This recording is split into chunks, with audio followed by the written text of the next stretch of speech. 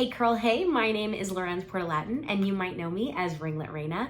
I am a licensed stylist and curl specialist, and I'm here to help make finding your next salon the best experience ever. So when it comes to finding a salon for you, you have so many different types of options. Whether you would like to go into a commission-based salon, whether you would like to be booth rent, if you would like to be an independent stylist, or if you would like to own a suite. There are so many different types of options, but you really want to consider the pros and the cons of each and what will work best for you. A lot of stylists start out inside of a commission salon. What can happen whenever you're inside of a commission salon is that you will get a specified commission rate. So it's usually anywhere between like 30, 35% to 50%, which is really, really nice, especially if you're starting to build your clientele and you won't have to provide all of your tools, you won't have to provide the clients, products, things like that. So if you're looking for like a nice way to kind of ease into a salon, there are so many options.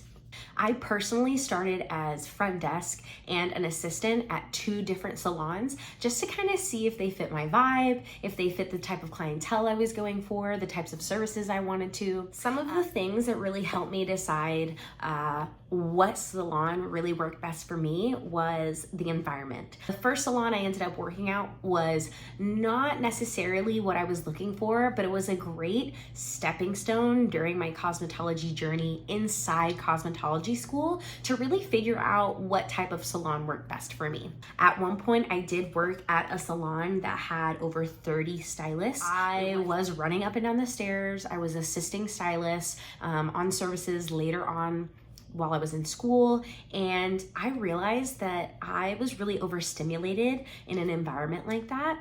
At that salon, I decided that having that many people around was just not for me. I did end up leaving and going to a smaller salon with about only 8 chairs, and that was a much better environment for me. I also realized that when I was going into salon, I really wanted to make sure that I was in a woman-owned business. That was something that was super important to me, especially as a future small business owner, as a woman who has worked with other women business owners in the past, and I really enjoyed my experience. I knew that that was something that I was looking forward to.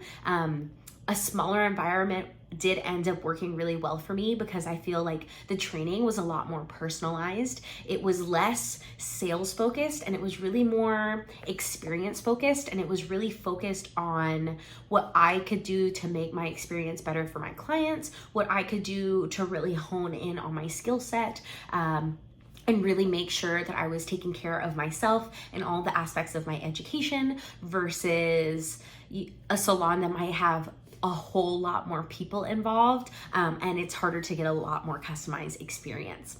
A great way to start becoming commissioned but not be a full service stylist directly outside of school is actually starting at a place like Dry Bar or a Blowout Bar, somewhere that provides a very limited menu of services but can give you kind of the feeling of knowing what it's like to work at a place that does provide commission, that does provide the tools that you need, and does provide training. It's a really great option for a stylist that may be hesitant or unsure of what kind of services they want to provide, but they do want to get their foot in the door.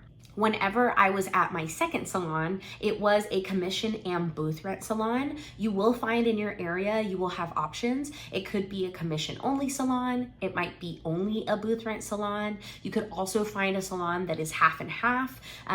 The size totally varies on what you're interested in. If you're someone like me that gets overstimulated very easily when it comes to all the talking and all the music and everything going on, especially all the blow dryers going on at once, then you might be someone who likes a smaller work environment. I also think that it's super important to get to know your salon owner and to really be comfortable and confident in their abilities, because you will be working very closely with them and you will be repping their business. So you really want to make sure that they either inspire you or you look up to them in some sort of sense, whether that is in their stylist career, whether it is in the business that they have created, because I feel like that creates a better environment for you and for them, and you can really align your goals with your salon owner. Whenever I went into my third salon, it was a larger space. It was about 12 chairs, but not all the chairs were filled. And it was also a dual commission as well as booth rent salon. That environment is really nice because you can kind of pick everyone's brains, see how they like being commission, whether they like being booth rent. You also want to keep in mind when choosing a salon, what kind of products you like to use. I personally wanted to choose a more holistic type of hair care line. I wanted to use something that was a little bit more clean, a little bit more focused on sustainability and hair care and health overall with wellness. So that was super important to me. Specifically when I was choosing going to cosmetology school, that was the reason why I chose Aveda. So that was something that I've really stuck with in my cosmetology career. If you don't care so much about products, then play around with all different types of things. What's really nice whenever you get your cosmetology license is that you can get products at half off that are available from different beauty supply stores like RD8, Armstrong, and Salon Centric near you. So go ahead and grab a couple things and explore. Another option for stylists is being booth rent, which means that every week you will provide a set amount of rent due to the salon owner, and you will most likely have to provide your own tools. You'll have to provide your own products, potentially treatments. It depends on what kind of salon you're in, whether you have to sell their products, if you have the option to sell a different type of product, totally up to each salon. So if you're looking into booth rent, I would say this is a really great option for stylists who already have an established clientele, for stylists who aren't struggling getting new clients into their chair. It's a really great option for anyone who's wanting a little bit more freedom of schedule or flexibility. When you are booth rent, you really get to set your own schedule. You can decide if you want to work 3 days a week, 6 days a week, how many days you take off. But you do have to keep in mind that you do have to provide rent either once a week or monthly to pay for your space. What booth rent means is that you will have one designated chair or area that you'll be able to use for your cut and styling services. And then you'll also be able to use the facilities. So like restrooms, the break room, clients will be able to use like a lounge or waiting area. This also means that you'll be able to use shampoo bowls as well. How much booth rent costs in your area is very dependent on the area, the salon, how upscale the salon is, what type of clientele they receive, what types of services. So really do your research if you're wanting to be booth rent.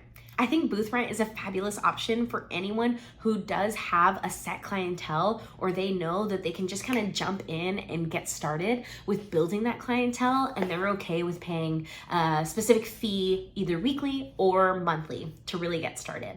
So another option is becoming a suite renter or an independent stylist. What that means is that you will either pay weekly or monthly for a set designated area. So currently I am the owner of Dallas Curl Studio. It's a private studio salon suite in the heart of Dallas, Texas. It's the best place for me to be at this moment in time. It's fabulous for my clients. I have lots of flexibility, whether that is in my schedule, my booking system, the type of furniture that I use. I'm a curly hair specialist, so I purposely bought myself a reclining chair that my clients absolutely love. You have a lot more freedom and flexibility when it comes to your space and how you're able to designate your space and create an experience for your clients. These 3 different types of options for stylists really depend on the type of stylist that you are.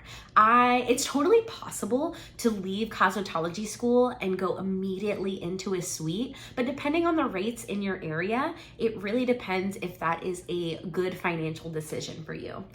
If this video has helped you, please feel free to leave a comment below. If you have any questions, I would love to answer them for you. I wish I had known a little bit more about the different types of salon structures when I was going into a new salon, when I was trying to figure out where I worked. If you're wanting to see a video of kind of my journey on kind of deciding how I was going to end up being in a suite versus commission versus booth rent, I would love to hear that below. So please feel free to leave a comment. Now I am currently a suite owner. I am the owner of Dallas Curl Studio. I am the only stylist inside of my studio. I really, really love it. I have been building my clientele for a couple of years now, so I was definitely feeling more confident in being able to provide a really unique one-on-one based experience, but also being able to support myself financially in a studio situation. This might not be the best option for stylists that are just starting on their cosmetology career, but it's totally up to you. If you know that you have saved up for a long time, you know what products you want to use, you know what booking system you have, you're comfortable doing retail, then I highly recommend looking into it and kind of doing your research and deciding if it's best for you. If you want to hear more about my personal experience, I would love to tell you. Just let me know down in the comments below.